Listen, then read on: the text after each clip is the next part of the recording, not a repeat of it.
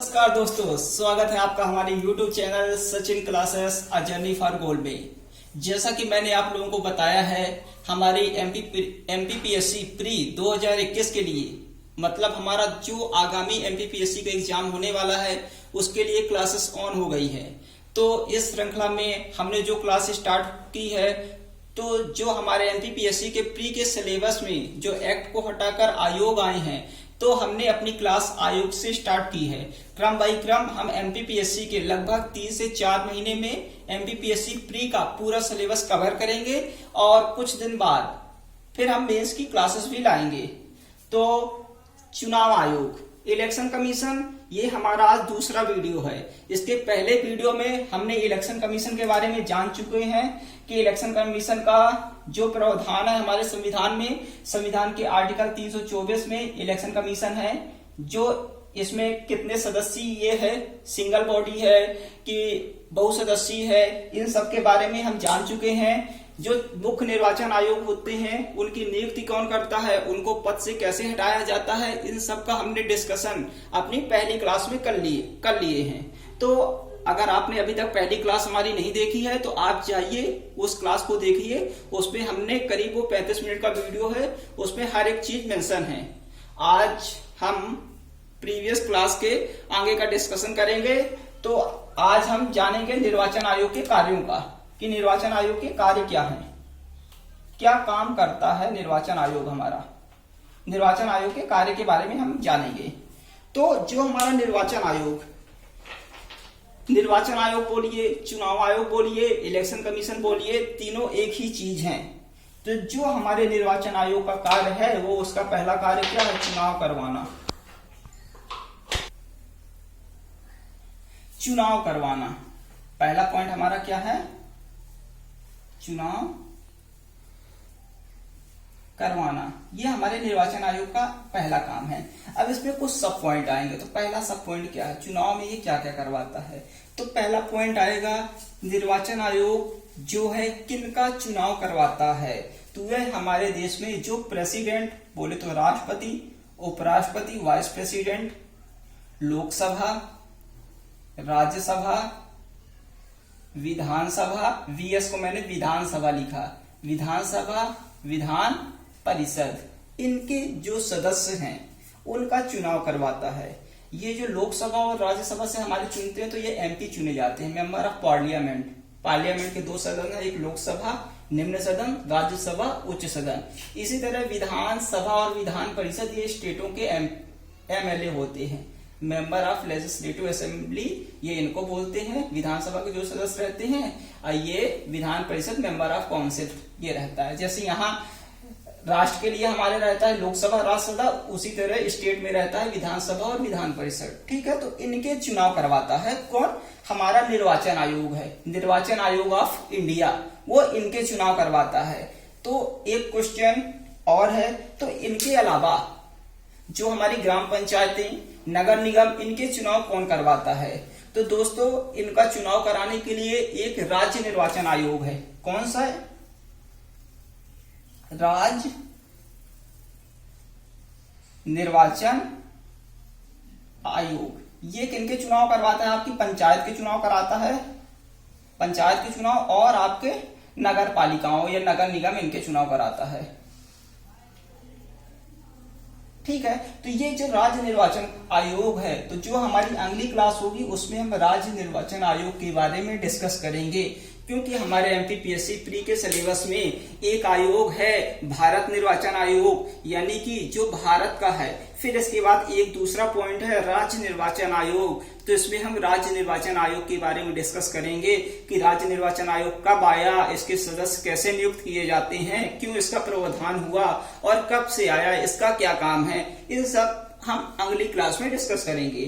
तो आज हम केवल जो हमारा ये भारत निर्वाचन आयोग है, इसको आप क्या समझता है दोस्तों, भारत निर्वाचन आयोग। ठीक है, राज्यों का ये नहीं है।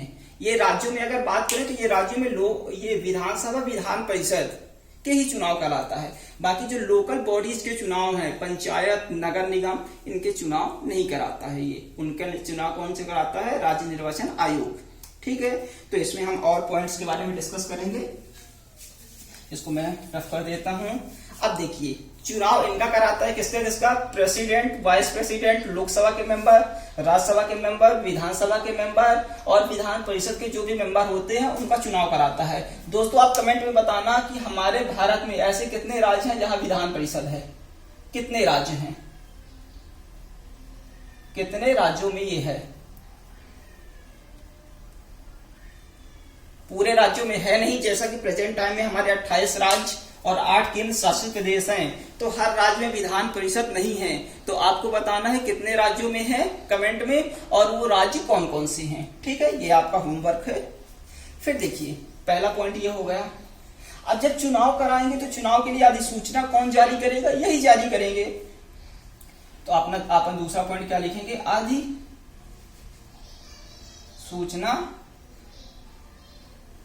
जारी करना। चुनाव के लिए अधिसूचना किसके लिए जारी करेगा, चुनाव के लिए अधिसूचना जारी करेगा। फिर तीसरा पॉइंट हो गया, फिर आपने एक शब्द सुना होगा, चाहे आपने ग्राम पंचायत या फिर कोई भी चुनाव हो, आदर्श आचार संहिता। ये सब से आप सब चिर परिचित होंगे।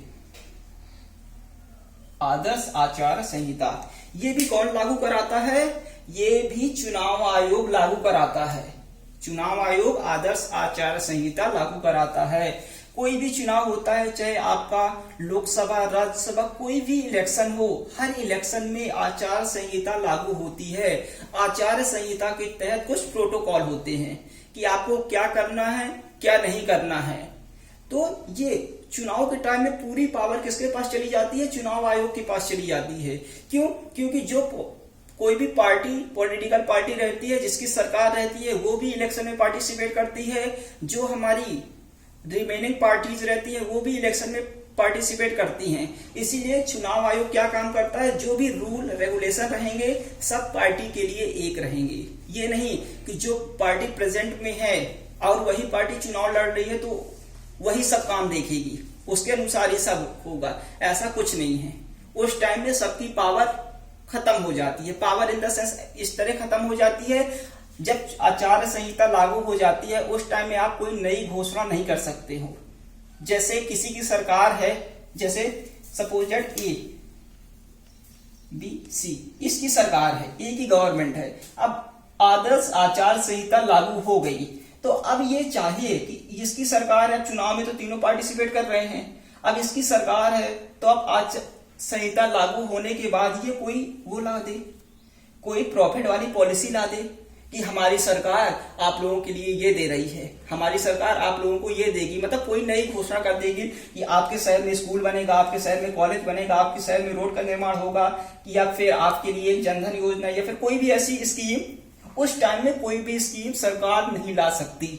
जो हमारी रूलिंग पार्टी उस टाइम में रहेगी, जो पार्टी का शासन रहेगा, कोई भी ऐसा तोहफा या फिर कोई भी ऐसा नियम नहीं ला सकती है, ये रहता है। अब ये क्वेश्चन आता है आदर्श आचार संहिता के बारे में। अब एक बात और है, आदर्श आचार संहिता का एक मैं बता देता हूं, क्या ये जब से हमारा संविधान लागू हुआ यानी 1950 और जो पहले चुनाव हुए 1951 और 52 में, तो क्या उसी टाइम से आदर्श आचार संहिता आ गई थी कि बाद में आई थी? तो दोस्तों आदर्श आचार संहिता जो आई थी ये कब से आई थी, 1971 से, हमारी 1971 से आदर्श आचार संहिता आई थी। इसके पहले ये नहीं थी। 1971 से आदर्श आचार संहिता आई। ठीक है, अब ये क्या क्या करता है, अगर किसी ने, कोई पार्टी ने आदर्श आचार संहिता का उल्लंघन किया, और दोस्तों एक बात और है, ये जो आदर्श आचार संहिता है कितने दिनों के लिए लगाया जा सकती है, तो इसका टाइम पीरियड 30 से 90 दिनों का रहता है। मिनिमम 30 डेज और मैक्सिमम 90 दिन। ये नहीं कि आप लगा दो 3 महीने, 4 महीने, 5 महीने, ऐसा कुछ नहीं है। इसका भी एक टाइम पीरियड रहता है। आप चुनाव के इतने समय पहले आप लगा सकते हो, 3 महीने, 2 महीने। पंचायत का चुनाव हुआ तो आपको अगर जरूरत पड़ी 35 दिन पहले लगाओ तो आप उस हिसाब से लगा सकते हो। तो करीब 90 से ये 30 से 90 दिनों का इसका टाइम पीरियड एक रहता है। ठीक है, और ज्यादातर 60 यानी 2 महीने के लिए लगती है ज्यादा, मोस्ट ऑफ द टाइम। लेकिन अगर आप क्वेश्चन आ जाए कितने दिनों के लिए हो सकती है, तो 30 से 90 दिनों के लिए। ठीक है।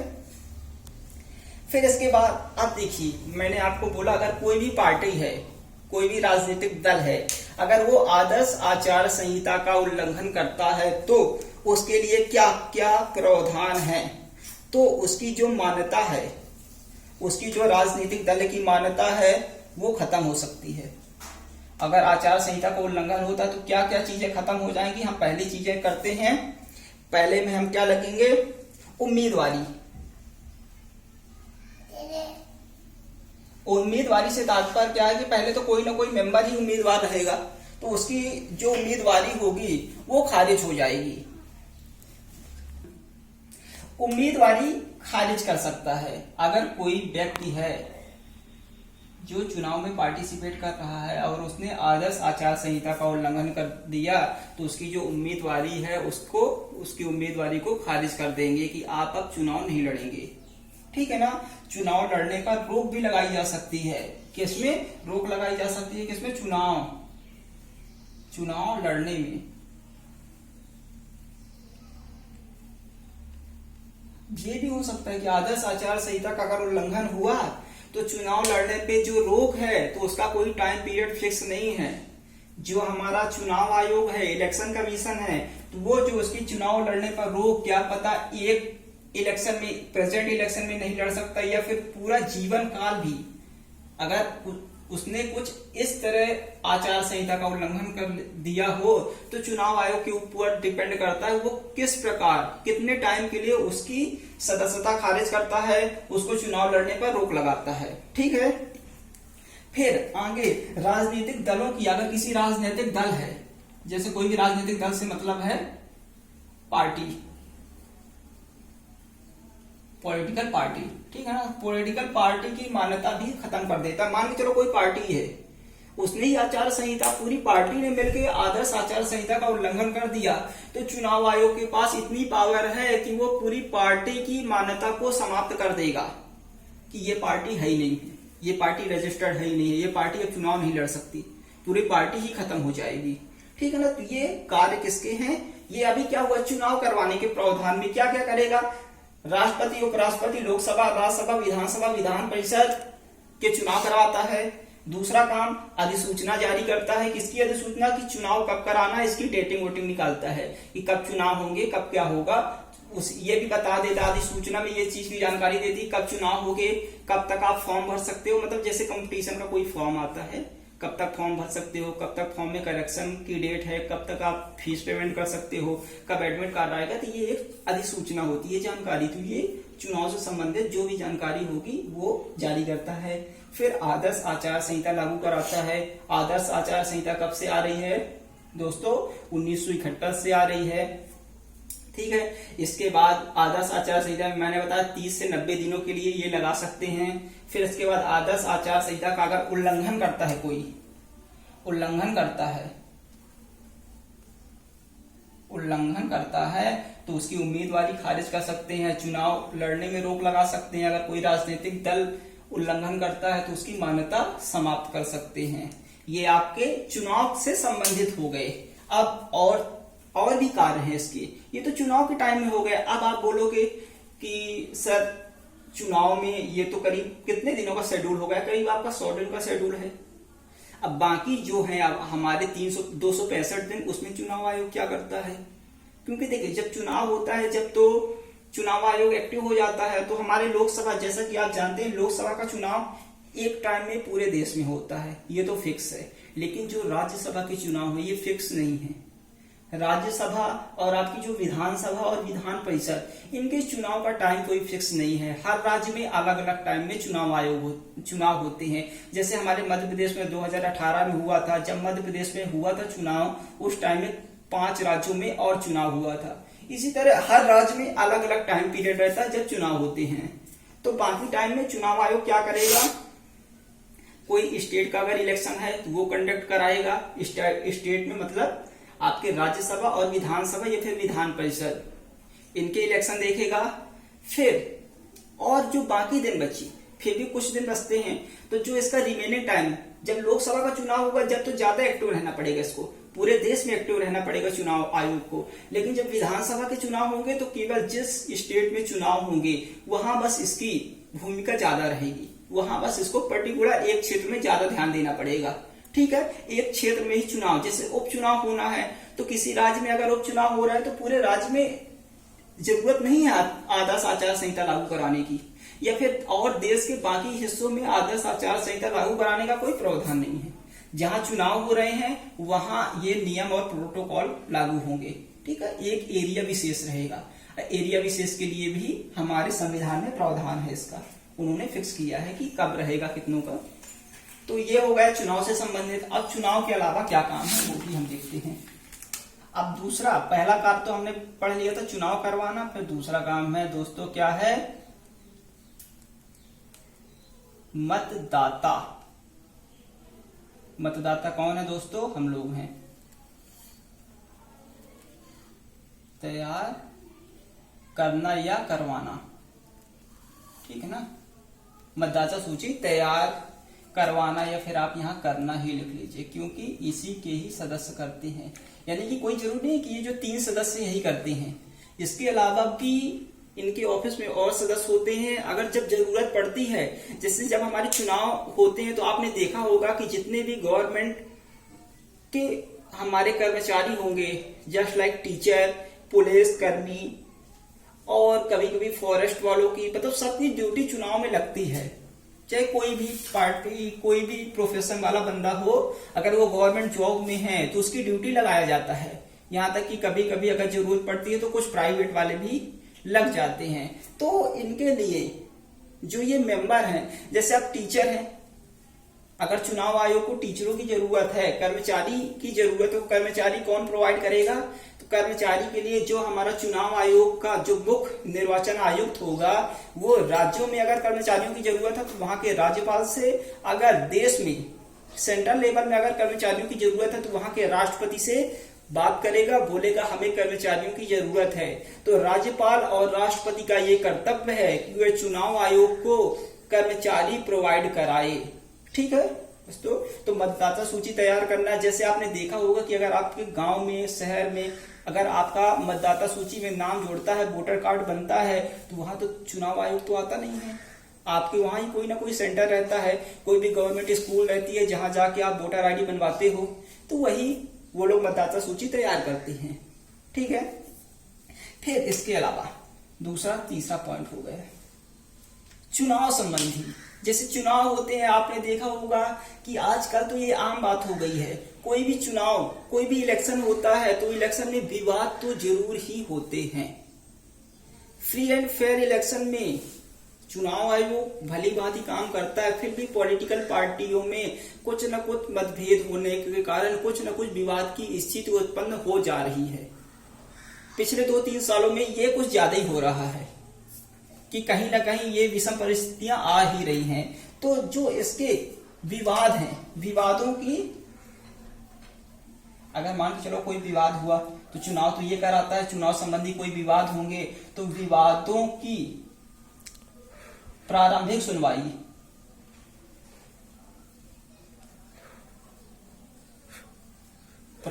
सुनवाई करता है। ठीक है बच्चों, विवादों की जो इनिशियल हियरिंग रहती है, इंग्लिश में अगर हम बोलते हैं प्रारंभिक सुनवाई, इनिशियल हियरिंग जो रहती है वो कौन देखेगा, चुनाव आयोग देखेगा। चुनाव आयोग काम कराता है। अगर कोई गड़बड़ी होगी तो सबसे पहले हम चुनाव आयोग देखेगा कि भाई क्या गड़बड़ी है, फिर इसके बाद आप हाई कोर्ट, सुप्रीम कोर्ट जा सकते हैं। तो प्रारंभिक सुनवाई कौन करता है, चुनाव आयोग करता है। अगर आपके एग्जाम में ये क्वेश्चन आ जाए कि सिर्फ चुनाव आयोग ही सुनवाई कर सकता है तो ये गलत है। आपने देखा होगा कि अभी मध्य प्रदेश का जो, हम जैसे मध्य प्रदेश से एमपीपीएससी की तैयारी कर रहे हैं, तो कुछ समय पहले जो एमपीपीएससी मध्य प्रदेश में जो अभी निर्वाचन हुए थे, चुनाव हुए थे, उसमें भी विवाद की स्थिति उत्पन्न हुई थी। तो फिर केस कहाँ चला गया था, हाई कोर्ट में चला गया था। हाई कोर्ट ने केस की सुनवाई की थी। तो प्रारंभिक जो सुनवाई है तो वो चुनाव आयोग ने देखा। अब फिर अगर कोई प्रॉब्लम आती है तो फिर चले जाएंगे, कहाँ चले जाएंगे, जैसे क्या है चुनाव आयोग रूल क्या है कि जहां जितनी सीटें हों, अगर हम राज्यसभा, लोकसभा या किसी, हम सिंपल सी एमपी की बात कर रहे हैं, मध्य प्रदेश की अपनी, मध्य प्रदेश में सपोज डेट क्या 230 है, 230 सीटें हैं। पार्टी किसकी आएगी? जिसके पास 230 का आधा यानी कि 115 + 1, जिसके पास 116 सीटें आई, उस पार्टी की गवर्नमेंट आनी चाहिए। फिर भी अगर किसी पार्टी को इतनी सीटें नहीं मिलती तो फिर 2 या 2 से गठबंधन की सरकारें आती हैं। तो ऐसे केस में अगर किसी भी पार्टी को बहुमत नहीं मिलता, अब जब बहुमत नहीं मिलेगा तो पार्टी में खींचातानी स्टार्ट हो जाती है। जैसे सपोज दैट किसी पार्टी को 115 चाहिए, किसी पार्टी को 110 मिली, किसी को 108 मिली और कुछ बिना पार्टी वाले हैं। अब इसमें कितनी बची? अगर सीटों की बात करें तो 5, 8, 5, 7, 5, 12 अदर लोग हैं। अब ये पार्टी बोल दे कि मैं सरकार बनाऊंगा, अगर 110 वाला बोल दे कि नहीं हमारी सरकार आएगी, तो कैसे आएगी? रूल क्या है? 230, 50% + 1 यानी डिवाइड बाई 2 + 1 इसका रूल है। टोटल सीट डिवाइड बाई 2 + 1 ये रूल है। टोटल सीट में डिवाइड बाई 2 करो +1 करो, जितनी सीटें अगर जिस पार्टी को मिलेगी उसी की सरकार होगी। तो अगर इसको 110 है, माना कि इनसे ज्यादा है, लेकिन इसको सरकार बनाने का सरकार ये नहीं बना सकती है, ठीक है ना। अब इसको सरकार बनाना है तो यहाँ के जो विधायक, जो एमएलए होंगे उनको अपनी पार्टी में शामिल करना पड़ेगा। तो ऐसे में विवाद स्टार्ट हो जाता है। ये पार्टी बोलेगी 108 वाले बोलेंगे कि ये जो 12 है हमारी तरफ है, ये बोलेंगे ये हमारी तरफ है। तो ऐसे में केस कहाँ चला जाता है? हाई कोर्ट में चला जाएगा या फिर सुप्रीम कोर्ट में चला जाएगा। सुप्रीम कोर्ट फिर सबको बुलाएगी, बोलेगी आप वाकई में किनकी तरफ हैं, आप अपना बहुमत दिखाइए, कितने लोग आपके हैं। राज्यपाल बुलाता है इनको, ये सब प्रोसेस होती है। ये भी मैं आपको बताऊंगा राजनीतिक दल, या फिर जब हम राज्यपाल पढ़ेंगे, मंत्री परिषद पढ़ेंगे, मुख्यमंत्री के बारे में जानेंगे, ये भी हमारे सिलेबस में है एमपीपीएससी प्री के, तो उसमें हम इन सब चीजों के बारे में जानेंगे। अब देखिए यहां मैंने क्या बोला, प्रारंभिक सुनवाई कौन करता है? चुनाव आयोग करता है। लेकिन चुनाव आयोग प्रारंभिक सुनवाई तो करता है, लेकिन अगर जब लेकिन शब्द आ जाता है तो फोकस करने की जरूरत है। प्रेसिडेंट और वाइस प्रेसिडेंट के चुनाव में अगर कोई विवाद होता है तो वहां पर चुनाव आयोग की कोई भूमिका नहीं है। विवाद में आपके इलेक्शन कमीशन की कोई भूमिका नहीं है। यानी कि अगर वाइस प्रेसिडेंट यानी राष्ट्रपति और उपराष्ट्रपति के चुनाव में कोई गड़बड़ी, कोई विवाद की स्थिति उत्पन्न होती है तो चुनाव आयोग कुछ नहीं करता, वो मामला सीधे सुप्रीम कोर्ट में ही जाता है। ठीक है बच्चों, तो ये हमारा इनका कार्य हुआ। कार्य अभी और कार्य हैं, यहां से कार्य की, फिर चौथा कार्य में आप लिख लीजिए, ठीक है, परिसीमन।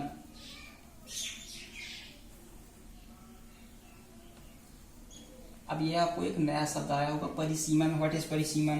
तो परिसीमन क्या होता है? किसी एरिया या फिर किसी एरिया की जनसंख्या का निर्धारण करना परिसीमन कहलाता है। परि मतलब एक सीमा, लिमिट। अब आपको अगर मैं ये कर देता, यहाँ का ये आपको क्या आ रहा है? सीमा दिख रहा है, ठीक है ना, सीमा या सीमन। तो यहां से आप ये समझ गए होंगे सीमा से तात्पर्य क्या होगा। जैसे हम बोलते हैं भारत और पाकिस्तान की सीमा है, भारत और बांग्लादेश की सीमा। सीमा मतलब कोई एक बॉर्डर रहता है, किसके इस तरफ भारत है, इसके इस तरफ पाकिस्तान है, ठीक। तो परिसीमन करने का मतलब होता है कि एरिया निर्धारित करना। अब एरिया दो तरह से निर्धारित होगा। एक तो एरिया होगा, क्षेत्रफल निर्धारित होगा कि कौन सा क्षेत्रफल किस निर्वाचन क्षेत्र के अंतर्गत आएगा। और फिर दूसरा क्या होगा? कितनी जनसंख्या, सीटों की संख्या क्या होगी। जैसे हम मध्य प्रदेश में बात करते हैं तो मध्य प्रदेश में विधानसभा की कितनी सीटें हैं? 230। तो सीटों की संख्या भी निर्धारित कौन करता है?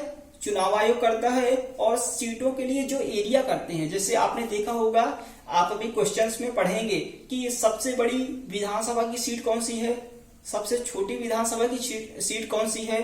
तो इन सब चीजों का निर्धारण कौन करता है? चुनाव आयोग ही करता है। तो उसके लिए एक नया प्रावधान जोड़ा गया था, परिसीमन आयोग। इसके लिए एक आयोग आया था। कौन सा आयोग? परिसीमन करने के लिए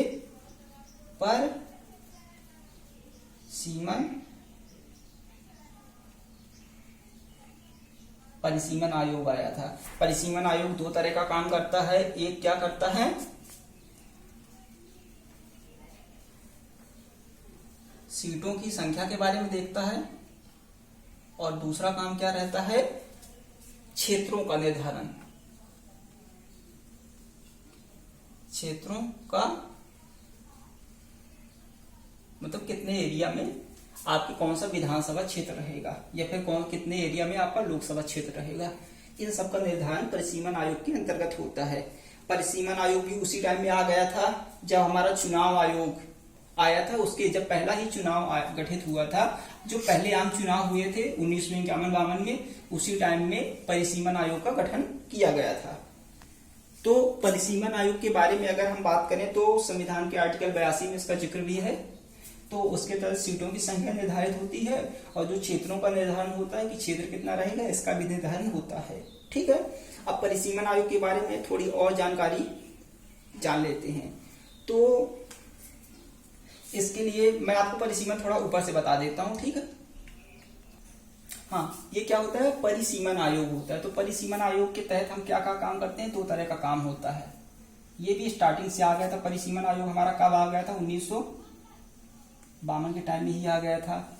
और अगर आप बात करेंगे आर्टिकल में, तो भारतीय संविधान का जो अनुच्छेद क्या है, अनुच्छेद की अगर बात करेंगे हम, अनुच्छेद हमारा 327 अनुच्छेद। आपको मैं बताया हूं कि चुनाव की अगर हम बात करें तो चुनाव का जिक्र भारतीय संविधान के अनुच्छेद 324 से लेकर 329 तक है। तो जो हमारा आर्टिकल 327 रहता है वो हमारे परिसीमन के संदर्भ में संसद कानून बना सकती है। ये क्या किसमें लिखा है, जो हमारे भारतीय संविधान का अनुच्छेद आर्टिकल नंबर 327 है, उसके तहत संसद इसके लिए कानून बना सकती है। यानी कि अब एक बात आप नोटिस कीजिएगा, जो परिसीमन आयोग का निर्धारण है वो कौन करता है, एक तरह से सरकार ही करती है। सरकार ही कानून बनाती है, कितनी संख्या होगी, कितना क्या होगा। ठीक है ना। फिर ये नहीं कि एक बार सरकार ने कानून बना दिया, जैसे इलेक्शन आए सरकार तुरंत कानून चेंज कर दे, ऐसा कोई वो नहीं है।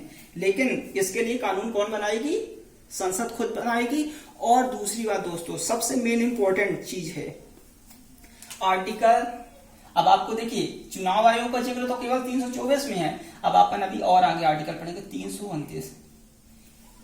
आर्टिकल 327 में ये बात लिखी है कि परिसीमन आयोग के संदर्भ में संसद कानून बना सकती है। संसद का मतलब आप समझते हैं, संसद अगर मैं बात करता हूं तो लोकसभा, राज्यसभा और राष्ट्रपति, ये संसद के अंग हैं। ठीक है ना। ये इसके लिए कानून बना सकते हैं आर्टिकल 327 के तहत।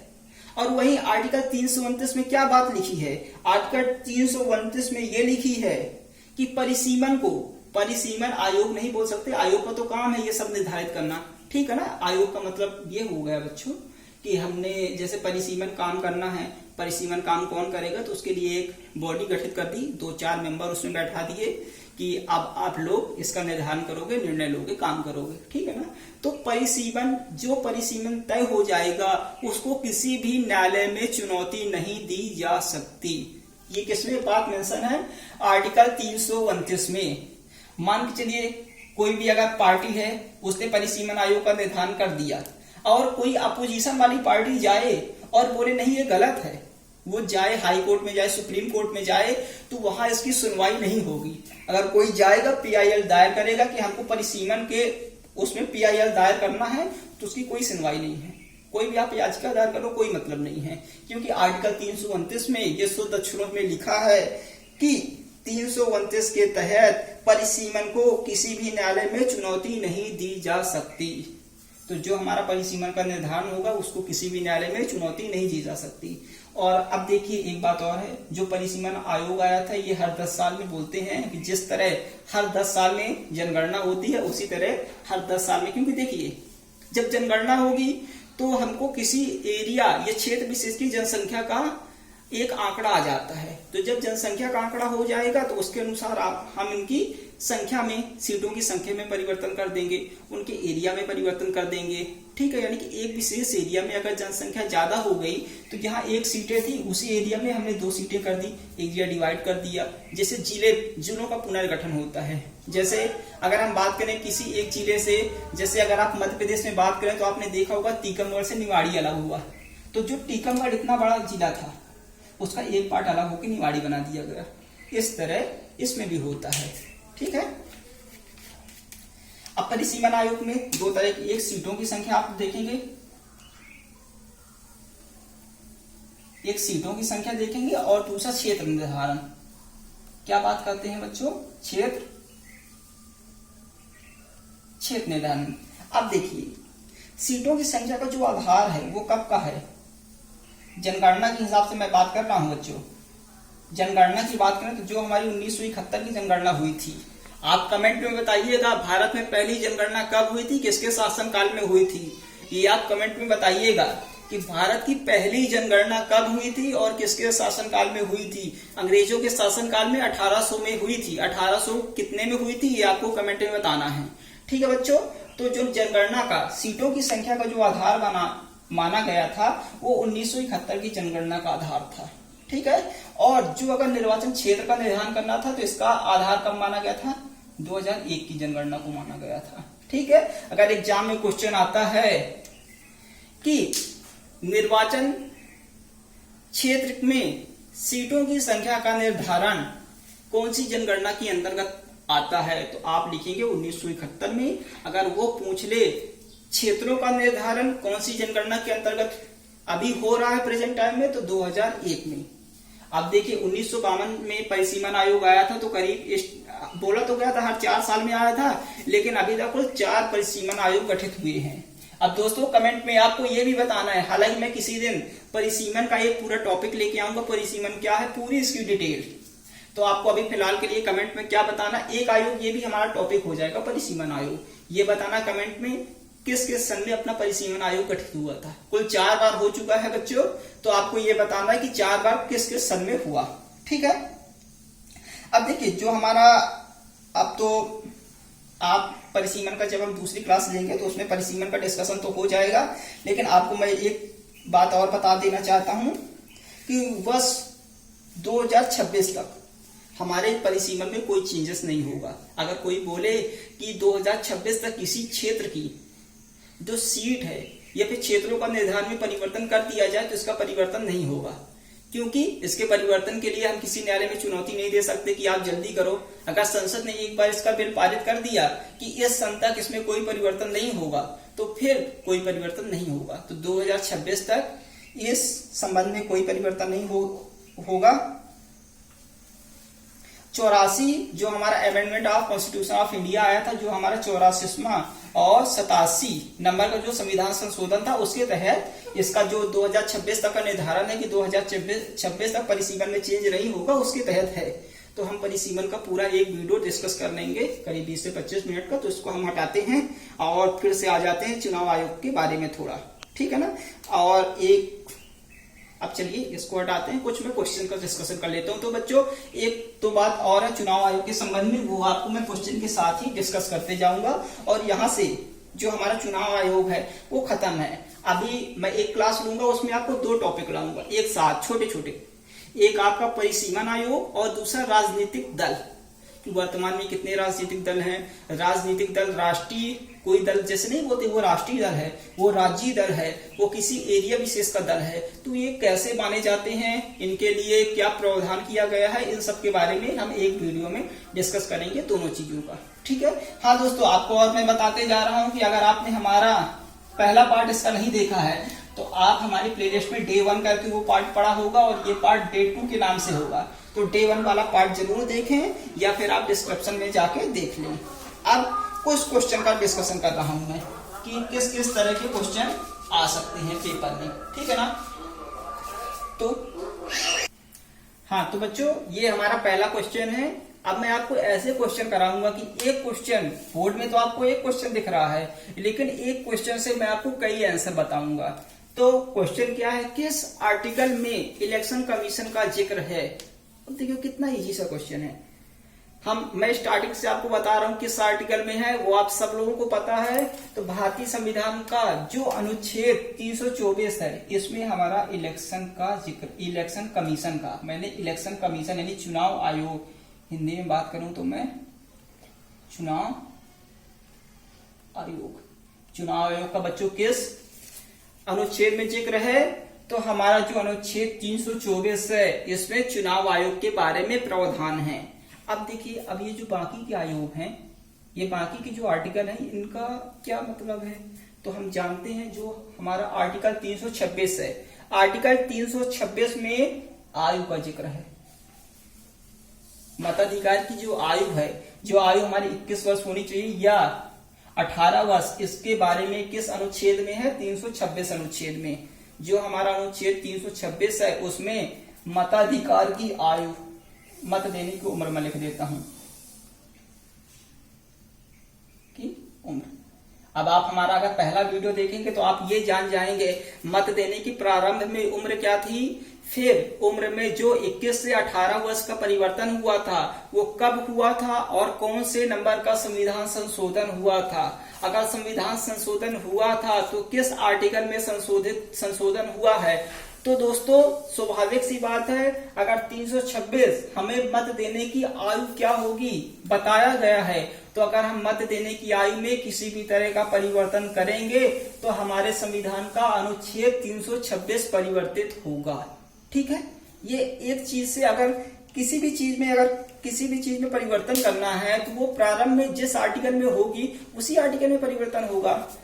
अब देखिए 327 में क्या है, 327 में मैंने अभी परिसीमन के संदर्भ में बताया था, संसद परिसीमन के लिए संसद कानून बना सकती है। परिसीमन के लिए संसद कानून बना सकती है।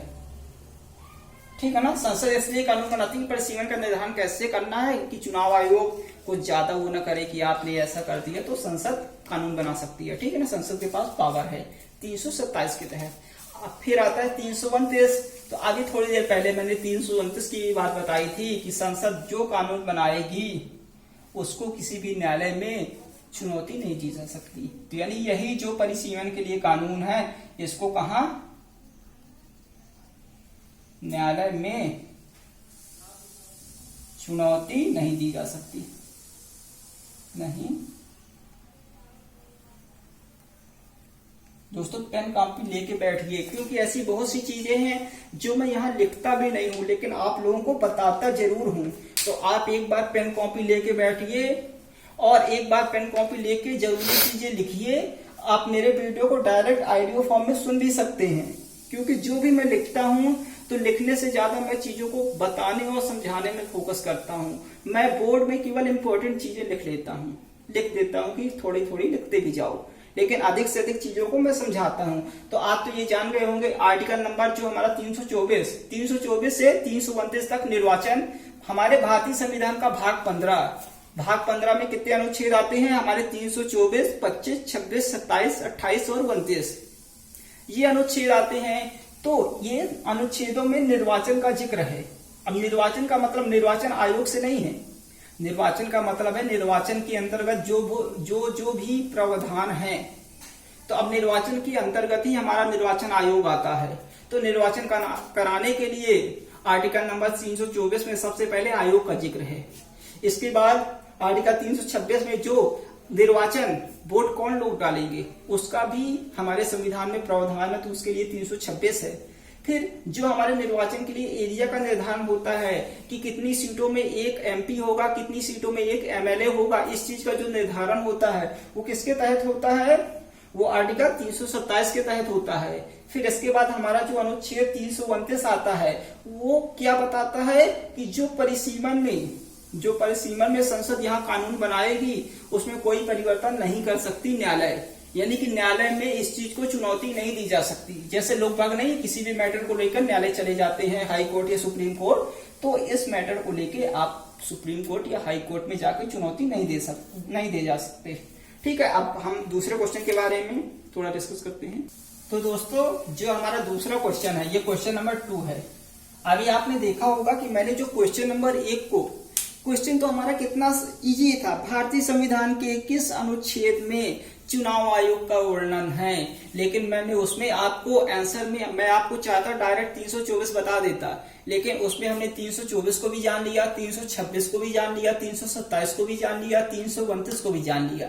इसी तरह मैं आपको दूसरा, आप बोलेंगे सर कितने इजी क्वेश्चन करा रहे हैं, प्रथम मुख्य चुनाव आयुक्त कौन थे, कौन नहीं जानता है ये। लेकिन अभी आपको जब मैं पूरे कॉन्सेप्ट बताऊंगा कि आखिर वी.एस. रमा देवी के बारे में भी, नवीन चावला कौन है, सुकुमार सेन कौन है, पेरी शास्त्री क्यों है, आखिर मैंने ये ही विकल्प क्यों दिए, मेरे विकल्प देने का तात्पर्य ये है कि ये भी सब इम्पोर्टेंट है, इनके सब में कोई क्वेश्चन आ सकता है। अगर मुख्य चुनाव आयुक्त के बारे में नहीं आएगा तो वी.एस. रमा देवी के बारे में आ सकता है, नवीन चावला के बारे में आ सकता है, सुकुमार सेन के बारे में, पेरी शास्त्री, किसी के भी बारे में आ सकता है। तो इसका जो आंसर है प्रथम मुख्य चुनाव आयुक्त। अगर मैं आपको इंग्लिश में बात करें तो who is the chief election commissioner of India, who is the first chief election commissioner of India, first is V S. Rama Devi, second one is Naveen Chawla, third one is Sukumar Sen and fourth is Peri Shastri. तो Sukumar Sen was the first election commissioner of India. तो हमारा answer क्या है, सुकुमार सेन, ये है पहले first election commissioner of India.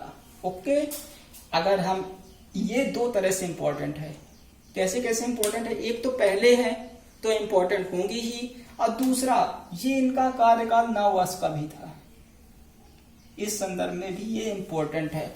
हमारे जो मुख्य निर्वाचन आयुक्त हुए थे, ऐसे 2 मुख्य निर्वाचन आयुक्त हुए थे, पूरा 9 तो एग्जैक्ट नहीं है कि आप सीधे बोलने लगो सर आप गलत पढ़ा रहे हो, 9 नहीं था, 8 महीने इतने दिन था, 8 महीने 11 महीने, 8 साल 11 महीने था, तो इनका लगभग 9 का था। एग्जैक्ट मैं नहीं बोलता हूँ, लगभग था, मतलब 8.5 के ऊपर था, 9 के आसपास का था, तो मैंने 9 लिख दिया, लगभग 9 वर्ष। तो हमारे 2 ऐसे मुख्य निर्वाचन आयुक्त हुए थे जिनका कार्यकाल, हमने अभी पढ़ा था कि जो इनका कार्यकाल है, इनका वर्णन संविधान में नहीं है, संविधान में इनके कार्यकाल के बारे में नहीं बताया गया। हमारे संविधान का जो 324 अनुच्छेद वो केवल चुनाव कराने के लिए बोलता है कि राष्ट्रपति, उसकी मैं वर्डिंग एक तरफ से पढ़ देता हूं, 324 क्या बोलता है, राष्ट्रपति, उपराष्ट्रपति, लोकसभा, राज्यसभा, विधानसभा और विधान परिषद का चुनाव कराने के लिए एक निर्वाचन आयोग होगा, एक निर्वाचन आयोग होगा, तथा उसमें एक निर्वाचन आयुक्त के बारे में इतना लिखा था। फिर इसके साथ ये भी लिखा था, राष्ट्रपति मंत्रिमंडल की सलाह पर निर्वाचन आयुक्तों की संख्या कितनी होगी, इन सब चीजों का प्रावधान राष्ट्रपति के ऊपर छोड़ दिया गया था कि इनकी एलिजिबिलिटी क्राइटेरिया क्या होगा, योग्यता क्या होगी, ये इसका वर्णन नहीं है। योग्यता के संदर्भ में क्या लिखा गया है, राष्ट्रपति बताएगा। इन सब बातों को मैंने आपको वीडियो नंबर 1 में, जो हमारा डे 1 का वीडियो है, उसमें हमने ये सब चीजें बताई हैं, ठीक है ना। तो आयु, इनकी आयु कितनी थी, लगभग 9 वर्ष तक इन्होंने कार्यकाल किया था, जबकि हम पढ़ते क्या आ रहे हैं, 6 वर्ष या 65, 2 में से जो पहले हो वही इनकी आयु है। लेकिन ये सुकुमार सेन और एक के सुंदरम,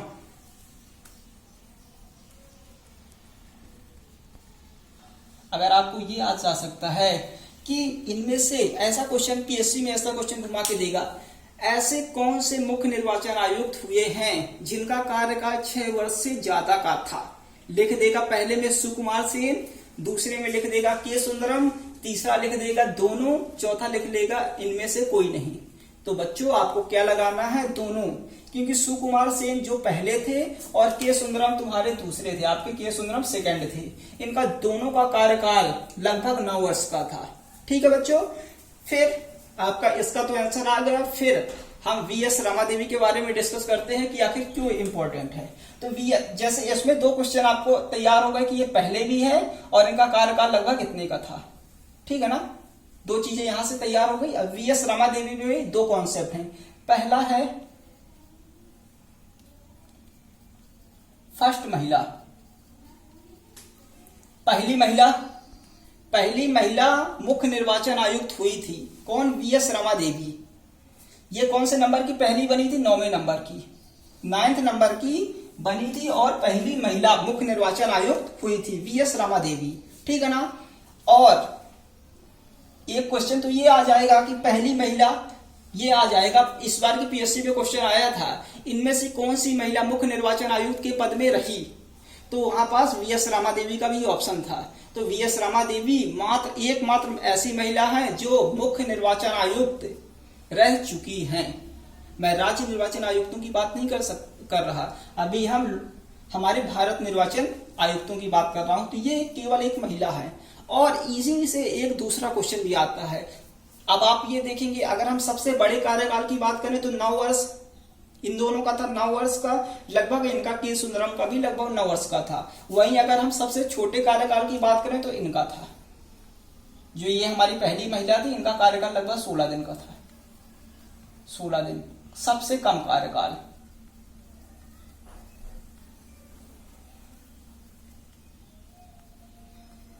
अब बताइए, ये आपके लिए इंपॉर्टेंट तो है। 2 क्वेश्चन यहां से आ गए, पहली महिला भी यही है और ऐसा व्यक्ति जिसका कार्यकाल सबसे कम है वो भी यही है। ठीक है, ये 2 कॉन्सेप्ट क्लियर हो गए। हमने सुकुमार सेन भी जाना, वीएस रमा देवी। अब बात आती है नवीन चावला। हमने पहले वीडियो में डिस्कस किया था कि हमारे संविधान में ये प्रावधान है कि जो हमारा मुख्य निर्वाचन आयुक्त है उसको हटाने के लिए संविधान में प्रावधान दिया गया है, लेकिन जो अन्य निर्वाचन आयुक्त, तो जैसे हमारा भी क्या है 1+2 का है, एक मुख्य निर्वाचन आयुक्त है और 2 निर्वाचन आयुक्त होंगे।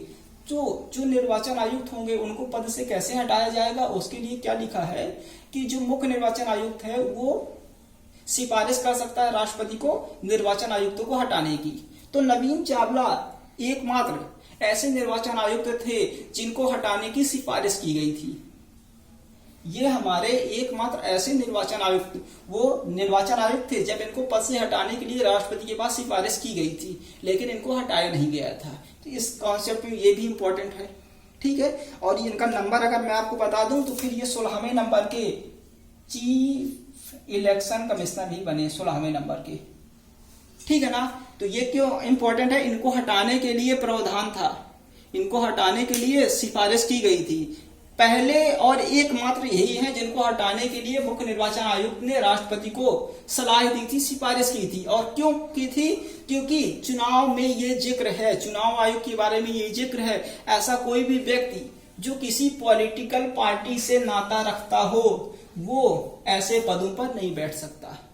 तो इनके बारे में उस टाइम में ऐसी कोई खबर आई थी कि ये किसी एक पार्टी का सपोर्टर है, ये किसी एक पार्टी के फेवर में ज्यादा काम करते हैं, तो ये कैसे फ्री एंड फेयर इलेक्शन करा सकते हैं। इसीलिए राष्ट्रपति ने इनको वो मुख्य निर्वाचन आयुक्त ने हटाने के लिए राष्ट्रपति से सिफारिश की, बट ये हटे नहीं और आगे चल के क्या बन गए, मुख्य निर्वाचन आयुक्त बन गए। तो ये था। फिर आप हमारे आते हैं पेरी शास्त्री। अब पेरी शास्त्री के लिए सबसे मैं एक बात बता देता हूं, ये 8वें नंबर के थे। अब देखिए 8वें की ये थे, इसके बाद 9वीं की रमा देवी आई। अब ये क्यों इंपॉर्टेंट है इनके लिए मैं बताता हूँ। ये भी 2 तरह से इंपॉर्टेंट है। अब आपको हंसी भी आएगी कि सर हर चीज में 2 तरह से इंपॉर्टेंट बता रहे हैं, ये भी 2 तरह से इंपॉर्टेंट, ये भी 2 तरह से इंपॉर्टेंट, ये भी 2 तरह से, और ये भी। ये क्या थे, इनको हटाने की, जिस बंदे को हटाने की सिफारिश राष्ट्रपति के पास कोई करता है और वही जाके कल मुख्य निर्वाचन आयुक्त बन जाता है। तो इस कॉन्सेप्ट में ये इंपॉर्टेंट है। और पेरी शास्त्री 2 तरह से इंपॉर्टेंट है। पहला, इनके कार्यकाल में सबसे पहले 1+2 आया था। 1+2 डेट मीन्स एक मुख्य निर्वाचन आयुक्त होगा, चीफ इलेक्शन कमिश्नर होगा और 2 इलेक्शन कमिश्नर होंगे।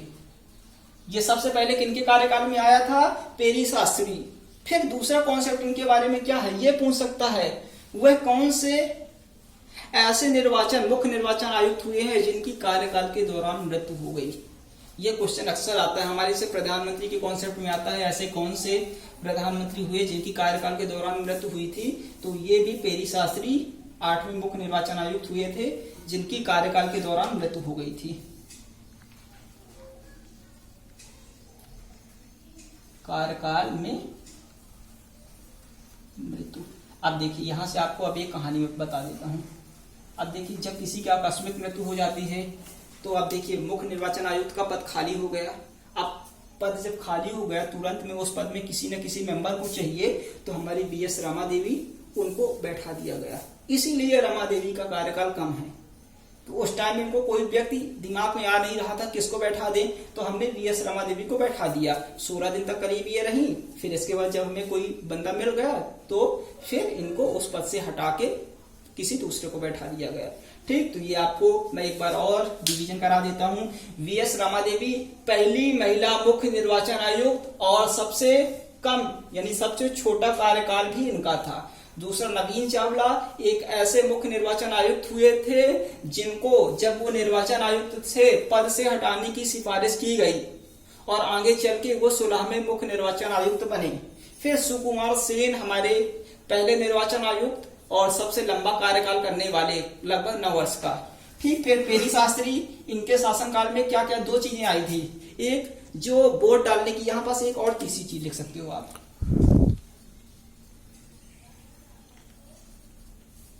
वोटिंग एज के बारे में आप बात करें तो यहीं पास 21 से रिड्यूस करके क्या हो गई थी, 18 हो गई थी। ये भी आप बता सकते हो, ठीक है ना। तो ये चेंजेस हो गए थे, 3 इसमें हो गए थे और उनकी कार्यकाल के दौरान उन्नति भी हो गई थी। तो ये इनके क्वेश्चन हैं। अब हम तीसरे क्वेश्चन की तरफ चलते हैं। तो दोस्तों, मैं यहाँ तीसरा क्वेश्चन लिखता नहीं हूँ, कुछ फैक्चुअल जो क्वेश्चन के रूप में अक्सर पूछे जाते हैं ऐसे क्वेश्चन बताता हूं। इनकी आयु से क्वेश्चन आता है। आयु से 2 तरह के क्वेश्चन आ जाएंगे। क्या आयु का प्रावधान हमारे संविधान में है कि निर्वाचन आयुक्तों की या मुख्य निर्वाचन आयुक्त की आयु क्या होगी? इसका प्रावधान संविधान में नहीं है। संविधान में नहीं है। पहली बात, ये क्वेश्चन आएगा, क्या आयु का वर्णन संविधान में इसका जिक्र किया गया है? तो हमारे संविधान में निर्वाचन आयुक्तों की आयु का कोई प्रावधान नहीं है। फिर हम अगर दूसरी बात करेंगे कि आयु इनकी एक नॉर्मल जो डिसाइड हमने की है तो वो कितनी है, 6 वर्ष या 65, 6 वर्ष का कार्यकाल या 65 वर्ष, जो पहले हो जाए, ठीक है ना। ये हमने निर्धारित की है, ठीक है।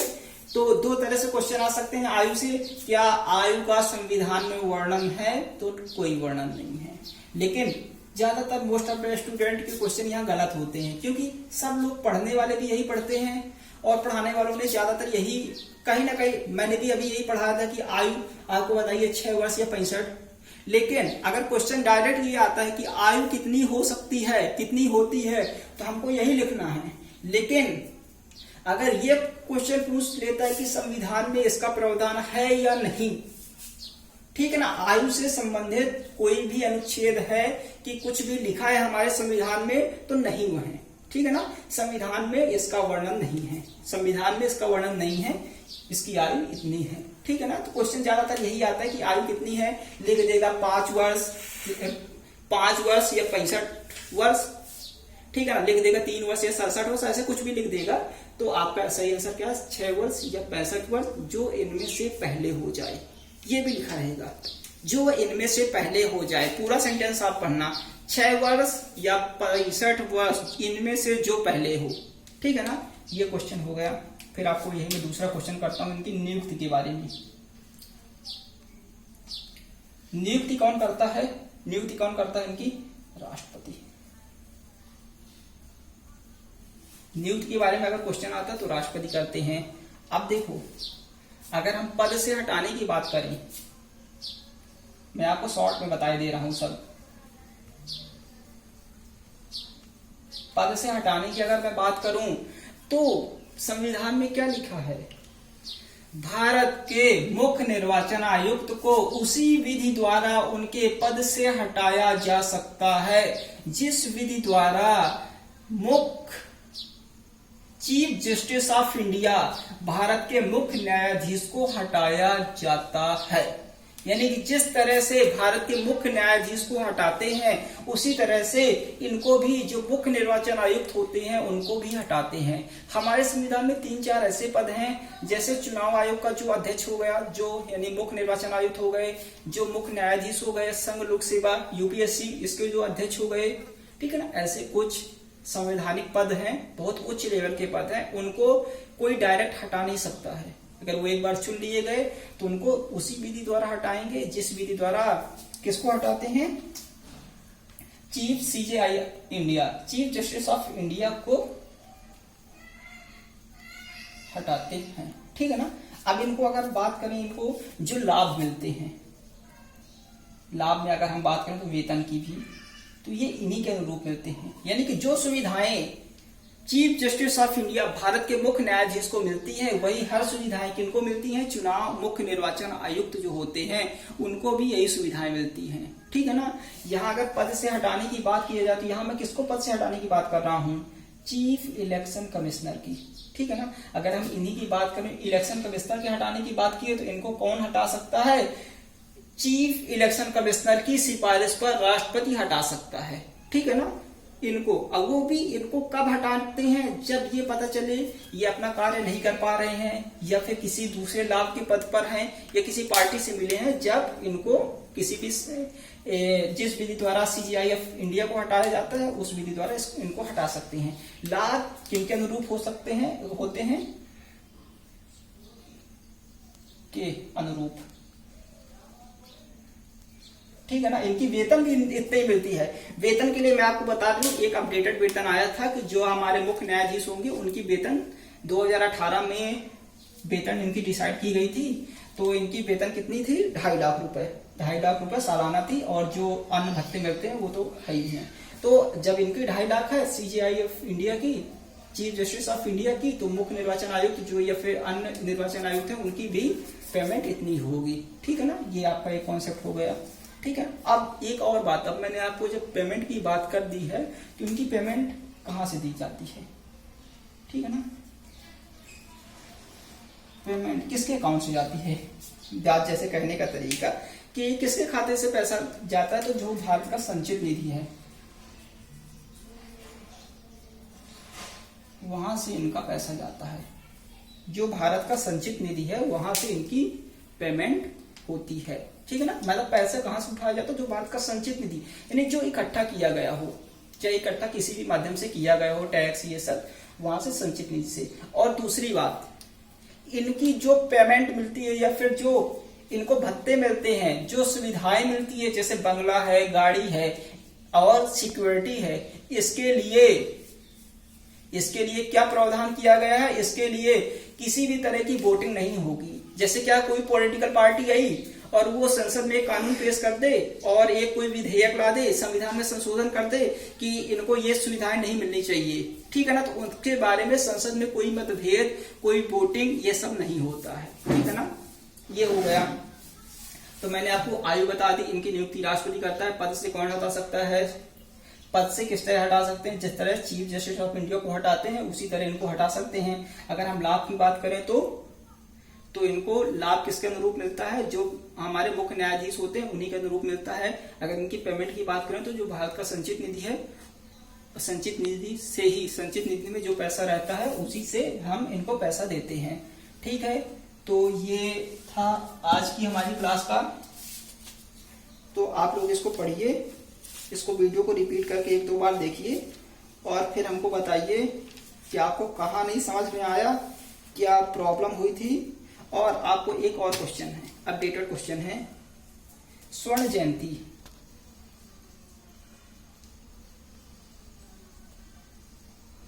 निर्वाचन आयोग ने अभी अपनी एक स्वर्ण जयंती मनाई थी। तो वो स्वर्ण जयंती ये कब मनाई थी, ये मनाई थी 2001 में।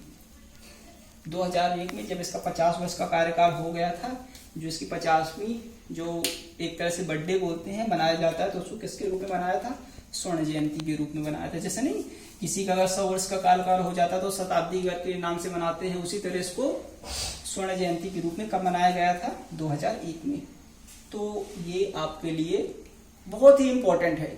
आपके जो और आयोग हैं, तो बहुत से आयोग हैं वो छोटे छोटे हैं, उसमें ज्यादा कोई कॉन्सेप्ट नहीं है। लेकिन चुनाव आयोग एक ऐसा आयोग है, आपने देखा होगा आज की क्लास लगभग 1 घंटे की, जो पुरानी क्लास है वो भी आधे घंटे की है। लगभग 1.5 घंटे में हमने केवल एक आयोग पढ़ा। लेकिन जो और आयोग हैं अभी हम पढ़ेंगे, यूपीएससी है, अभी आप जैसे कल की क्लास में मैं आपको पढ़ाऊंगा राज्य निर्वाचन आयोग। तो राज्य निर्वाचन आयोग इतना बड़ा नहीं है। राज्य निर्वाचन आयोग करीब आधे घंटे की क्लास में हम हर एक चीज को डिस्कस कर लेंगे। ठीक है। तो बच्चों आप लोगों को, हाँ एक चीज और इम्पोर्टेंट, मैंने यहाँ जितने भी मुख्य निर्वाचन आयुक्त हुए हैं उनके बारे में पूरों को तो नहीं बताया, कि अभी तक कितने हुए हैं, ठीक है ना। तो आपको एक काम करना है, आपके पास जो भी बुक हो, नहीं तो आप गूगल करिएगा, जितने भी अभी तक मुख्य निर्वाचन आयुक्त हो चुके हैं सबका नाम एक एक बार पढ़ लीजिएगा, क्योंकि पेपर में अक्सर ये क्वेश्चन आ जाता है निम्न में से कौन मुख्य चुनाव आयुक्त नहीं हुए। अगर मैं आपको यहाँ जितने भी 18, 20, 22 हैं सबको बताने में आ जाऊंगा, आपको कम याद रहेगा। आप एक बार देख लेना। मैंने इंपॉर्टेंट का तो करीब 8 से 10 का तो मैंने डिस्कस कर लिया, जैसे पहले का डिस्कस कर लिया, दूसरे का कर लिया, 8वें का कर लिया हूं मैं। 8वें का पेरी शास्त्री जिनकी कार्यकाल के दौरान मृत्यु हो गई, फिर 9वें में वी एस रमा देवी आई, कार्यकाल 16 दिनों का था। इसके बाद हमने 16वें नंबर नवीन चावला का डिस्कस कर लिया। फिर जब आपने नवीन चावला का डिस्कस कर लिया तो वर्तमान में जो हमारे सुनील अरोड़ा हैं वो कौन से नंबर के हैं, 23वें नंबर के। यानी अभी तक कुल कितने चुनाव आयुक्त हो चुके हैं, 23 हो चुके हैं। ये क्वेश्चन पूछ लेगा वर्तमान में कौन से क्रम के मुख्य निर्वाचन आयुक्त हैं, तो कौन से नंबर के हैं, जो हमारे सुनील अरोड़ा हैं। सुनील अरोड़ा कौन से क्रम के हैं, 23वें, ठीक है ना, 23वें नंबर के। तो आपको जो 22वें है एक एक बार आप देख लीजिएगा, तो आपको दिमाग में, माइंड में कहीं ना कहीं ये क्वेश्चन रहेगा। अगर ये पूछ लेता है कौन नहीं है तो आपको ऑटोमेटिक क्लिक हो जाएगा, अरे इनके बारे में तो हमने पढ़ा नहीं है। स्वाभाविक सी बात है, यही है जो नहीं होंगे। तो आपको हमारी क्लास कैसी लगी आप जरूर बताएं, और अगले हम नेक्स्ट वीडियो में जो हमारी एमपीपीएससी की सीरीज है उसमें हम मिलेंगे एक नया आयोग जिसका नाम है राज्य निर्वाचन आयोग, उसके बारे में डिस्कस करेंगे। तो बच्चों, दोस्तों, जो भी आपको समझना हो, तो अगर आपको राज्य निर्वाचन आयोग को भली भांति समझना हो तो आपको निर्वाचन आयोग को समझना होगा, क्योंकि निर्वाचन आयोग और राज्य निर्वाचन आयोग का कॉन्सेप्ट सेम है। इसमें जहां जहां हमने राष्ट्रपति का जिक्र किया है वहां हम राष्ट्रपति के देखो, देश के लिए राष्ट्रपति होता है और राज्य के लिए राज्यपाल होता है। तो जहां राष्ट्रपति का जिक्र है वहां राज्यपाल का जिक्र करेंगे। जहां मुख्य न्यायाधीश की बात किए थे, चीफ जस्टिस ऑफ इंडिया की, वहां जो हाई कोर्ट के न्यायाधीश होंगे उनके बारे में बात करेंगे। यानी कि दोनों मिलते जुलते हैं, तो उसमें मुझे ज्यादा समझाने की जरूरत नहीं है। तो वीडियो लाइक करो, चैनल को हमारे सब्सक्राइब करो। हम आपके लिए एमपीपीएससी, अगर आप हमारे साथ जुड़े रहेंगे तो मैं आपको गारंटी देता हूं कि आपका एमपीपीएससी प्री, अभी क्या प्री की क्लास चल रही है, प्री में सिलेक्शन से कोई भी रोक नहीं सकता। आपको कोई भी नई बुक भी नहीं खरीदना पड़ेगा, क्योंकि जैसे जैसे हमारा प्री होगा तो हमारी एक बुक हम पब्लिश करने वाले हैं। बुक कुछ लिख गई है, मतलब आधे से ज्यादा बुक हमने जो सिलेबस के अकॉर्डिंग लिख ली है। तो जब आपका एग्जाम आएगा, एग्जाम के 1-1.5 मंथ पहले हम आपको वो बुक मार्केट में अवेलेबल हो जाएगी, या फिर हम आपको अपना नंबर प्रोवाइड करा देंगे। तो आप हमको उसमें मैसेज करिएगा, हम आपको आपके घर ही उसको पार्सल कर देंगे उस बुक को। तो थैंक यू।